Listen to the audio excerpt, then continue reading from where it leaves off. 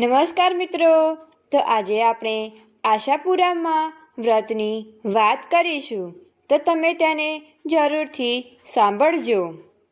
આશાપુરા માતાનું વ્રત કોઈ પણ મંગળવારથી કરી શકાય છે। વ્રતના દિવસે સાત્વિક ફળાહાર લેવો। 9 મંગળવાર સુધી આ વ્રત કરી શકાય છે। બાજોટ કે પાટલા ઉપર માની છબી મૂકી ઘીનો દીવો કરી અગરબત્તી પ્રગટાવી પાણીનો લોટો ભરી પાસે મૂકવો। માતાની સામે તેમનું ધ્યાન ધરવું। આ વ્રતથી સંતાન પ્રાપ્તિ, રોગ મુક્તિ, આપત્તિ નિવારણ, મનપસંદ પાત્ર સાથે લગ્ન, નોકરી મેળવવી, નબળો ધંધો ચાલતો થવો વગેરે ઘણું શુભ ફળ આપે છે। એક નાનકડું ગામ હતું। તેમાં એક ભાઈ પોતાની પત્ની અને 3 બાળકો સાથે રહેતો હતો। તેમની એક નાની સરખી દુકાન હતી। તેના વડે તે આખા કુટુંબનું ભરણ-પોષણ કરતો હતો। ભાઈની ઉંમર મોટી થતાં મોટા દીકરાએ ભણતર છોડી પિતાજીનો ધંધો સંભાળી લીધો। તેનું નામ સત્ય હતું। બીજે દિવસ તેણે દુકાન ખોલી વેપાર શરૂ કર્યો। 10-15 દિવસમાં તેને વેપારની સૂઝ આવી ગઈ। વેપાર ધમધોકાર ચાલવા લાગ્યો। સત્યના પિતાએ તેના લગ્ન એક સંસ્કારી કુટુંબની કન્યા સુશીલા સાથે કર્યા। સુશીલા ઘરમાં આવી અને ઘરની રોનક બદલાઈ ગઈ। સત્યના બા સુશીલાના કામથી બહુ રાજી રહેતા અને કહેતા, સુશીલા મારી વહુ નથી, પરંતુ દીકરી છે। અમે સાસુ વહુ નથી, પણ મા દીકરી છીએ। સુશીલા પોતાના સાસુ-સસરા તથા બંને દિયરોને ખૂબ કાળજી રાખવા લાગી। દિયરોના અભ્યાસમાં રસ લેવા લાગી। સત્ય આ બધું જોઈ ખૂબ રાજી થતો। થોડા વખત પછી સત્યના બા બીમાર પડ્યા। બંને જણાએ ખૂબ સેવા ચાકરી કરી, પણ વિધિ આગળ તેમનું કંઈ ન ચાલ્યું। સત્યની બા પરલોક સિધાવી ગયા। હવે ઘરનો બધો ભાર સુશીલા પર આવી પડ્યો। નાના દિયરોની તે પુત્રની માફક સંભાળ રાખવા લાગી। બધા સંપીને રહેતા હતા। સત્યના પિતા તેમજ આડોશી પડોશી સુશીલાના વર્તાવથી ખૂબ રાજી હતા। સુશીલાના દિયરોએ ભણતર પૂરું કર્યું। વચેટભાઈ સત્ય સાથે દુકાને જવા લાગ્યો। નાનો નોકરી કરવા લાગ્યો। નોકરીમાં તેને થોડી બુરી સંગત થઈ જવાથી વ્યસની બની ગયો। બંને ભાઈઓ ઉંમરલાયક થતાં શ્રીમંત કુટુંબની કન્યાઓ સાથે બંનેના લગ્ન ધામધૂમથી કર્યા।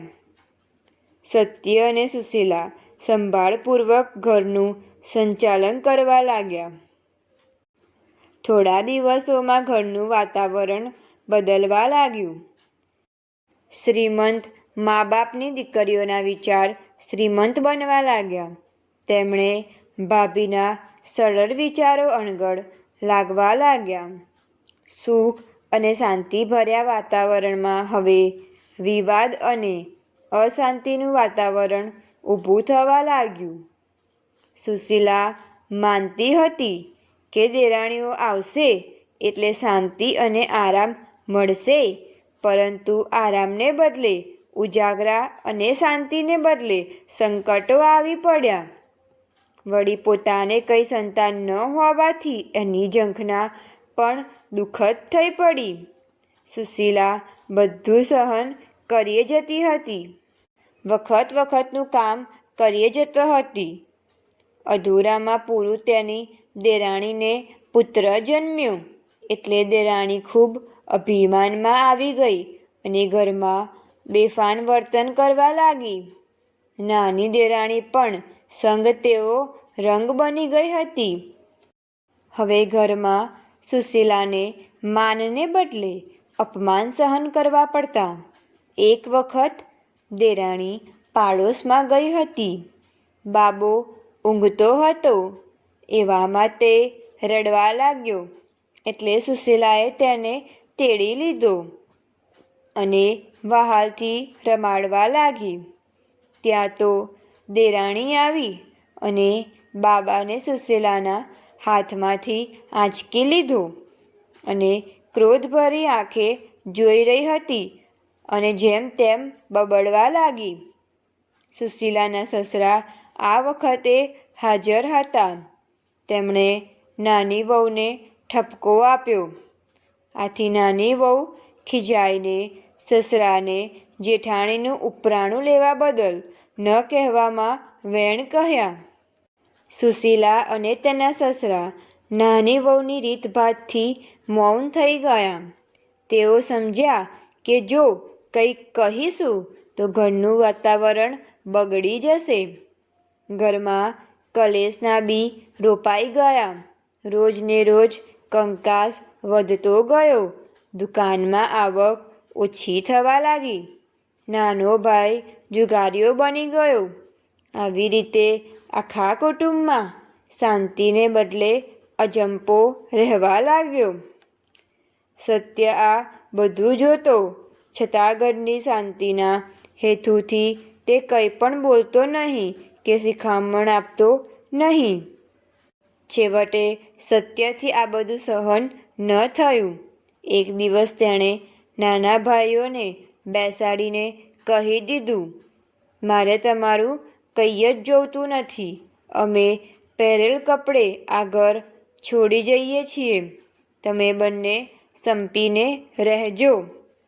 સત્યના પિતા સત્ય સાથે જવા તૈયાર થયા. આથી સત્ય સુશીલા અને પિતાજી સાથે ઘર છોડી ચાલી નીકળ્યા. આજુબાજુના પાડોશીઓ પણ સત્ય સુશીલાને પહેરેલ કપડે જતા જોઈ દુઃખી થયા. સત્યે ગામમાં નાની સરખી ઓરડી ભાડે લીધી. ત્યાં ત્રણેવ રહેવા લાગ્યા. જે મળતું તેમાંથી સુખનો રોટલો ખાવા લાગ્યા. એક દિવસ સત્યને પરગામ જવાનો વિચાર આવ્યો. તેણે પોતાના પિતા અને પત્નીને વાત કરી. પિતાના આશીર્વાદ અને પત્નીની પ્રેમાળ ભાવનું ભાથું બાંધી તે પરગામ ગયો. સત્ય એક મોટા શહેરમાં પહોંચી ગયો અને કામ ધંધા માટે તે કોશિશ કરવા લાગ્યો. ઘણી રખડપટ્ટી કરી પણ કોઈ ઠેકાણે નોકરી મળી નહીં. તેની બેકારીએ તેને નિરુત્સાહી બનાવી દીધો. તે પાગલની જેમ આમ તેમ શહેરમાં ફરવા લાગ્યો. બીજી બાજુ તેની પત્નીની દશા પણ ખૂબ સંકટમય બની ગઈ. તે એક શ્રીમંતને ઘેર નોકરાણીનું કામ કરવા લાગી. તે પોતાના સસરાની સેવા નિષ્ઠાથી કરતી રહેતી. તેમને જરા પણ ઓછું ન આવે તે માટે તે પૂરતી કાળજી રાખતી. આમ છતાં તેની દેરાણીઓ તેને શાંતિથી રહેવા દેતી નહોતી. બીજાઓ સમક્ષ તેના વિશે ખોટી ખોટી વાતો ફેલાવી તેને દુઃખી કરતી. સુશીલાનું મન ખૂબ મૂંઝાઈ ગયું હતું. માણસ મુસીબતોનો સામનો કરતો નથી ત્યારે તે શક્તિને શરણે જાય છે. આમ એક દિવસ સુશીલા આશાપુરા માતાના મંદિરે ગઈ. ખૂબ ભાવથી દર્શન કરી 2 હાથ જોડી માતાને કરગવા લાગી. હે માતાજી, અમારા ઉપર દયા કરો, અમને સહાય કરો. આટલું બોલતામાં તો તેની બંને આંખમાંથી આંસુઓની ધારા વહેવા લાગી. મંદિરના પૂજારી આ બધું જોઈ રહ્યા હતા.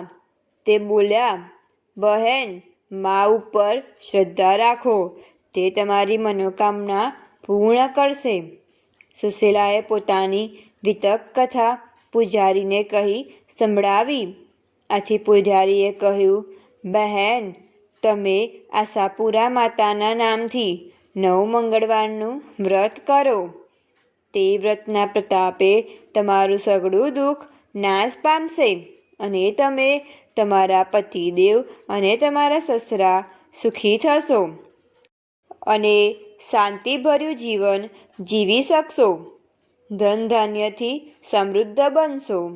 આટલું કહી તેમણે આશાપુરા માતાના વ્રતની વિધિ કહી સંભળાવી.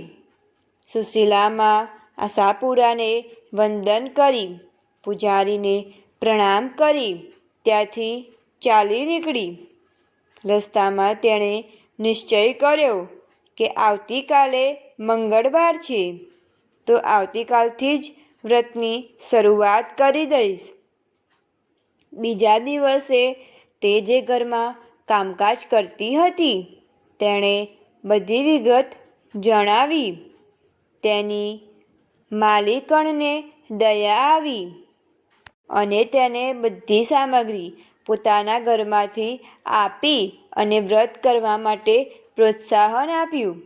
સુશીલા ઘેર આવી અને પૂજારીએ બતાવેલ વિધિ મુજબ આશાપુરા માતાનું વ્રત કર્યું. આમ સાચા ભાવથી અને નિયમથી આશાપુરા માતાના 8 મંગળવાર પૂરા કર્યા અને 9મો મંગળવાર આવ્યો તે પૂર્ણ કરી વ્રતનું ઉજવણું કર્યું. આ બાજુ સુશીલાના 9 મંગળવારનું વ્રત પૂરું થતાં તેનો પતિ સત્ય પરગામથી અઢળક દ્રવ્ય કમાઈને આવી પહોંચ્યો. ઘરમાં આનંદ મંગળ ફેલાઈ ગયો. સુશીલાના દિયરો અને દેરાણીઓના માનસ પણ પટકાઈ ગયા અને તેઓ બધા પાછા એક સાથે સંપ અને પ્રેમથી રહેવા લાગ્યા. દિવસે દિવસે તેમની સમૃદ્ધિ અને નાતમાં આબરૂ વધતી ગઈ. આવી જ વિડીયો જોવા માટે અમારી ચેનલને લાઈક, શેર એન્ડ સબસ્ક્રાઈબ જરૂરથી કરો.